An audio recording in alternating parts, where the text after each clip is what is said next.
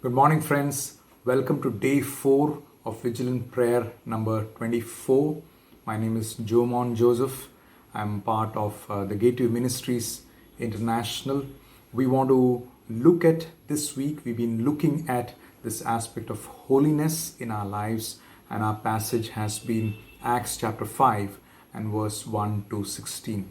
Today, we want to look at this aspect of the fear of God upon our lives. And that's what we see in this particular story of judgment upon Ananias and Sapphira. In that sense, judgment and cleansing upon the church of the living God at that point of time.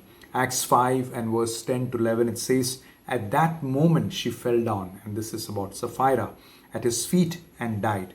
Then the young men came in, and finding her dead, carried her out and buried her beside her husband. Great fear seized the whole church and all who heard about these events." And as we've been looking at this aspect that God is building His church, God is building His community. He wants His community to be a model community. But in the midst of this, we see Satan entering the hearts of Ananias and Sapphira, and God brings His judgment upon both of them. In a sense, He's bringing His cleansing upon His church so that the people will experience the fear of God in their lives. If we look at verse 5 also, again this aspect of the fear of the Lord is mentioned over there. After the death of Ananias, it says, "Great fear seized all who heard what had happened." So it's important for us to just understand this aspect of the fear of the Lord. I want to say that the fear of the Lord is not to break the church, but it is to build the church. The fear of the Lord is not to leave a scar on our lives, but it is to make us more beautiful in Him. The fear of the Lord is not to cut us down, but it is to cause us to flourish. That is God's intent in bringing His fear into the lives of His people. That's what we see again happening to God's people in the book of Exodus. After He had just given the 10 commandments, the people were full of fear as they heard the voice of God. It says in Exodus 20 and verse 18 to 21, it says, "When the people saw thunder and lightning and heard the trumpet and saw the mountain in smoke, they trembled with fear. They stayed at a distance and said to Moses, 'Speak to us yourself, and we will listen. But do not have God speak to us, or we will die.' Moses said to the people, 'Do not be afraid. God has come to test you, so that the fear of God will be with you to keep you from sinning.' The people remained at a distance while Moses approached the thick darkness where God was."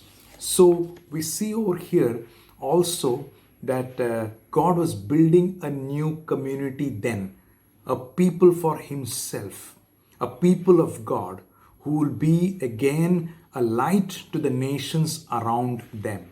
And in that process, He is also bringing to them this aspect of the fear of the Lord.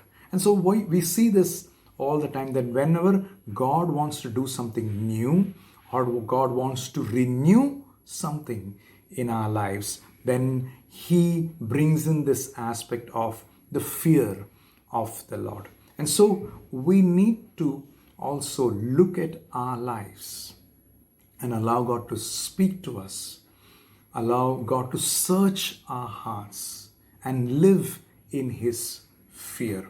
I know that even in these difficult times of the pandemic that we are going through, He is bringing to us in new ways the fear of the Lord, where all the things that we would normally depend on, He's taking that away so that we would depend on Him and Him alone. He is in many ways resetting us towards His purposes and towards His desires. And so we need to ask ourselves, are there certain things that needs to be dealt with in our lives?